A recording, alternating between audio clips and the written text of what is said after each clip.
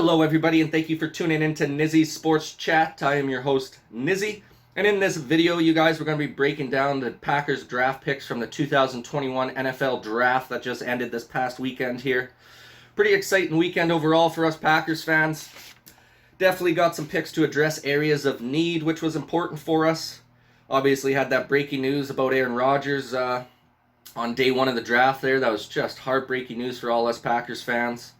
Still yet to be determined on what's going to happen with him. It's not looking good at this point. A lot of the mainstream media is thinking that he's going to be going to Denver or he's not going to be playing with the Packers ever again. I don't know if I believe him. I don't know. It's pretty tough to believe anything the mainstream media says nowadays. So, until I hear it out of Aaron Rodgers' mouth that he wants out, I'm not going to believe too much on it. I would think that if anything, he'll play one more season with us. And then next year when the cap hit is not that severe for us, because this year we have a massive cap hit if we trade him. So if we just play it out one more year, which I think he'll be willing to do, especially we did draft some players to help him this year, especially on the defensive side of the ball. Got him a new wide receiver. So I'd love him just to give her one more crack at the can with us, try for one more Super Bowl, and then at least next year if the guy still wants out, it's a lot more feasible for the Packers. And that'll give Jordan Love one more year under his belt, learning from Aaron Rodgers as well. So ideally, if we do have to move off A-Rod, that's what I hope happens. Or possibly if they do trade Jordan Love, I'd rather see something like that rather than just fire Goody. I don't think that's a good decision personally. I know that's some of the reports have come out that we should fire Goody because that's what A-Rod wants. But you're going down a dark road if you start firing people because your quarterback tells you to. I mean, it's a little bit sketchy business there if you want to start doing that. So we'll have to see how she all ends up with that, you guys. But nonetheless, let's get into the 2021 NFL Draft recap for the Green Bay Packers. So in round one, you guys, Packers shock everybody. Not because they take a cornerback, but because they take a cornerback that no one had on the radar for the first round, and Eric Stokes, cornerback from Georgia. Obviously, the Packers are known to just go for guys they want and don't really care about who is projected to go where and when. Just some stats on the guy. I guess 2020 had 4 picks, 4 pass breakups, 20 tackles, all in 9 starts. So pretty nice in a shortened season due to COVID. The guy's super fast as well. I think he runs like a 4.3 40-yard dash, so he's a freaking quick dude. Used to be a track star before he started playing cornerback there for Georgia. So I think there's a lot of potential with this guy. It just was an under-the-radar pick that nobody was expecting. He's also 6'1" and 194 pounds. So he's a nice size corner. He's going to be able to defend most of the receivers out there. He's going to be able to keep up with all of them because he is very fast. One of the weaknesses that I found when I was just reading some stuff on him online there is that he's a little bit weak in the run defense. A little bit slow to recognize the run and being able to close out and tackle properly. But other than that, man, he sounds like he's a pretty good cornerback prospect. I don't know if he'll be our number 2 right away. They got him projected on NFL.com as like a 3rd or 4th option as for cornerback. So we'll have to see what happens there. Could end up working out really well for us, or he could be a bust. But that's like with any draft pick. This is all speculation for all of us fans at this point. We don't really know how any of these players are going to turn out, right? So once again, you guys, that's Eric Stokes, cornerback out of Georgia in round 1. Round 2, Packers decided to address the center position after losing Corey Linsley to the Chargers. And they go ahead and take Josh Myers out of Ohio State. Now, I like this pickup quite a lot, especially I didn't know until actually we drafted this guy that Corey Linsley also played in Ohio State. So we're going right back to Ohio State for our next center. I can't see a problem with it. As far as I know, Ohio State's really good with developing offensive linemen, especially centers. He's a big dude as well, 6'5", 310 pounds. So I like that we're really adding some big beef up on that offensive line, getting ready to dominate in the run game, give Aaron Rodgers or Jordan Love, whoever's going to be our starting quarterback, some nice protection. He's also a Remington finalist last year, which basically is a trophy for the top center in college football. So he was a finalist for that, so that can tell you the kind of quality of center he is. He's in the top echelon for centers in college football, so I think he can be a definite formidable center in the league for us for years to come here. He also had a first-team All-Big Ten selection last year, so you know the guy can play. He's a tough son of a gun, so excited to have him on the team and see what he can provide for us for years to come here in that leader position on the offensive line at center there. So, and then round 3, we finally go and get A-Rod some help, get a wide receiver of the future here in Amari Rodgers out of Clemson. He's 5'9", 212-pound receiver. He's going to fit perfectly in the slot for us.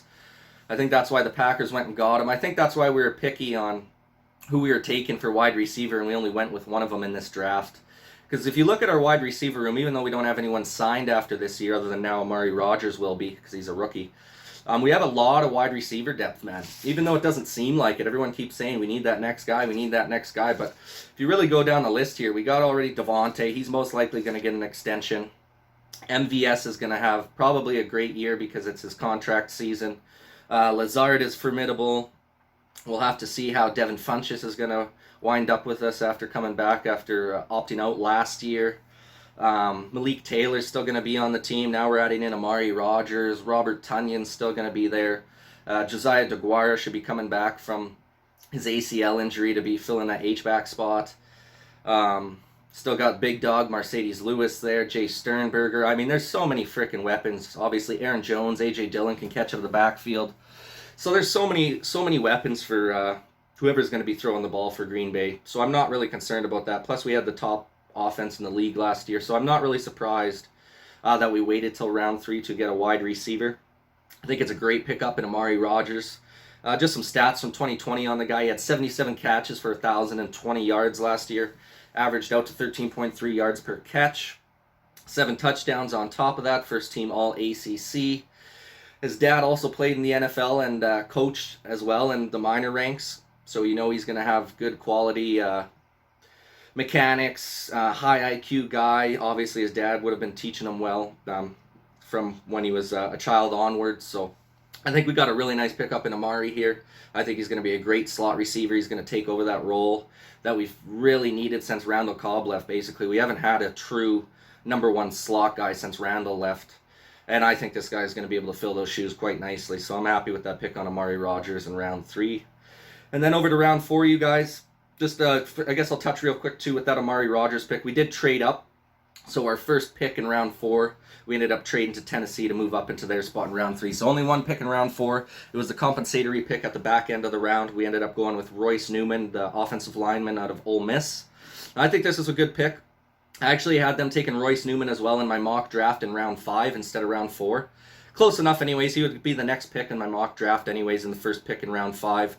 I think this is a great pickup for him, a very versatile player. 2019, he played 12 games at left guard.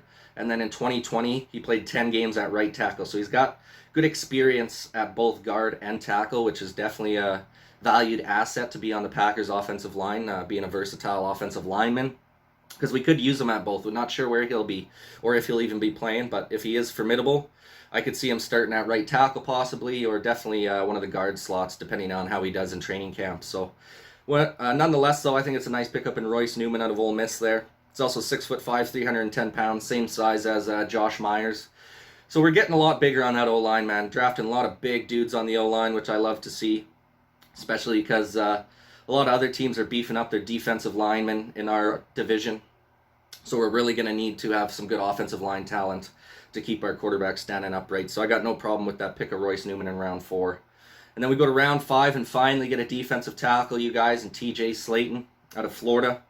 I think this is a nice pickup as well. The dude looks like a freaking beast from the tape that I've watched. He's 6'4", 330 pounds, so an absolute monster defensive lineman. I think he could fit in really nice alongside Kenny Clark in a run-stopping game. That's his main attribute as a run-stopper lineman. Not as good in the pass rush, but that can change. He could get better at it. We also got a nice 4-man group with Rashawn Gary. If you take out Slaton and put Rashawn Gary in there with the Smith Bros and Kenny Clark, that's a pretty formidable pass rush anyway. And then if you wanted to go with a 5-man front, you add TJ Slaton in there as a big body mover. I mean, we could have a pretty nice defensive line here this year with the addition of this guy. Just some stats from 2020, you guys. He had 12 starts last year, 37 tackles, 3.5 tackles for a loss, as well as 1.5 sacks. So pretty nice numbers all around. 37 tackles is quite high for a defensive tackle. You normally don't see defensive tackles getting a lot of tackles, especially in the NFL. So to have 37 tackles tells me that he's being able to get off of his blocks and close out quickly on the ball carrier, which is good to see. So, and then the second pick in round 5, we had 2 in round 5. I believe the second one here was compensatory. We go quarterback again, you guys, and take Shamar Jean-Charles out of Appalachian State. 5'10", 184 pounds, a little bit smaller, but probably will fill in nicely maybe in that slot corner role for us. In 2020, he had 16 pass breakups, which is freaking nice. I think he was one of the tops in the college football with pass breakups at 16. Also had 37 tackles and an interception last year.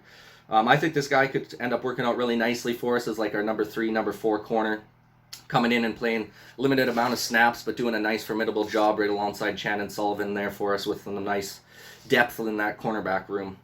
So I think that was a nice pick in round 5, Shamar Jean Charles. And then over to round 6, man. I love this pick right here. Homegrown talent, straight out of Wisconsin, straight out of Green Bay. And we go ahead and take Cole Van Lanen, offensive lineman out of Wisconsin, you guys. I think this is an awesome pick, mainly because he's a Green Bay native. Grew up in the Green Bay area, huge fan of the Packers. Which tells me this guy's going to lay it all on the line every single Sunday, and he's going to do everything in his power to try and make this team, because I can't even imagine how excited this guy is to play for his favorite NFL team and to play for the team he got to watch all the time growing up as a kid. I mean, it would be an absolute dream. I'm super happy for the kid. I think he could be a definite good offensive lineman for us. Another big dude, 6'4", 305 pounds. So, man, the first 3 linemen we've taken now are just all massive dudes, which I like to see. We're really building that freaking giant wall of offensive linemen. I think this is a great pickup. Had some starts at left tackle. His first team All Big Ten last year as well. So I think this is just a great pickup in Cole Van Lanen, just to re-solidify some more of that offensive line depth. And moving forward, I think our offensive line is going to be one of the best in the league for years to come, for sure, with all these good pickups here in the draft. So. And then this one here, you guys, the second pick in round 6, I'm really excited about this guy too, and Isaiah McDuffie, the linebacker out of Boston College. A lot of potential for this guy, man. I think this can be our Levante David style middle linebacker who can really do well in the coverage game. He's 6'1", 227 pounds, so not a huge guy, a little bit smaller, but that just allows him to be a little more quicker in closing out on the ball carrier, or to be able to keep up with guys if he does have to run some pass coverage plays. So I think this is a great pickup. 2020 stats for this guy was a freaking beast, man. 107 tackles, 6.5 tackles for a loss with 3 sacks and 1 interception. And that's only in 11 starts, so that's freaking gnarly. This guy has potential, if he can be really good for us, to be 140, 150 tackle a season kind of guy, barring no injury and getting on the field consistently. So really happy with this pickup as well, you guys. He's also second team All ACC. Just flies around the field. Really good pursuit of the ball. Super excited to have this guy in our linebacker core, and excited for the future to see what Isaiah McDuffie can do.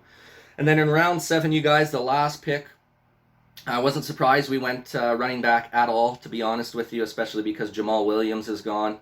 We basically got A.J. Dillon and Aaron Jones as locks. Those are your lock 1 and 2. And then your third person after that, maybe Dexter Williams, maybe this guy Kylan Hill that we drafted, who knows. But nonetheless, I'm not upset with it. We needed a little bit of depth at that position anyways, just with losing Jamal Williams in the offseason there. So they go ahead and take Kylan Hill, running back out of Mississippi State, with their 7th round pick. Now he's 5'10", 214 pounds, very similar build to Aaron Jones. He opted out after 3 starts in 2020, so not a lot of stats on him from 2020. But had a really nice 2019 season where he rushed for 1,350 yards on 242 carries. Also added 10 touchdowns on top of that. Averaged about 5.6 yards per carry, which is freaking gnarly. So the guy's got nice burst speed. He also had 23 catches for 237 yards last year, so he can catch and run. He kind of is that multifaceted running back, similar to Aaron Jones. And I think they just got him as a little bit of depth in case we deal with any injuries to Aaron Jones or things like that throughout the year. At least we got somewhat of a formidable running back coming in behind him if we do deal with any injuries. So that's it, you guys. Round 1 through 7. We'll just run them over real quick again here with Eric Stokes, cornerback, in round 1. And then we go ahead and take Josh Myers, the center out of Ohio State, in round 2. Round 3, we go and get Amari Rogers, wide receiver. Round 4, we take Royce Newman, offensive lineman. Round 5 is TJ Slayton out of Florida at defensive tackle. Another one in round 5, we take Shamar Jean Charles, cornerback. Round 6, we go ahead and take the homegrown talent, Cole Van Lanen, at offensive line. Second pick in round 6, we go and help the linebacking core and take Isaiah McDuffie out of Boston College. And then the last pick in round 7 here, guys, we take Kylan Hill, the running back out of Mississippi State. So overall, you guys, I would give the Packers probably a B grade on this draft. I don't think it was the best draft in the world. I don't think it was the worst. We basically drafted every area we needed Any area that was lacking a little bit of depth, a little bit of talent, we filled those holes.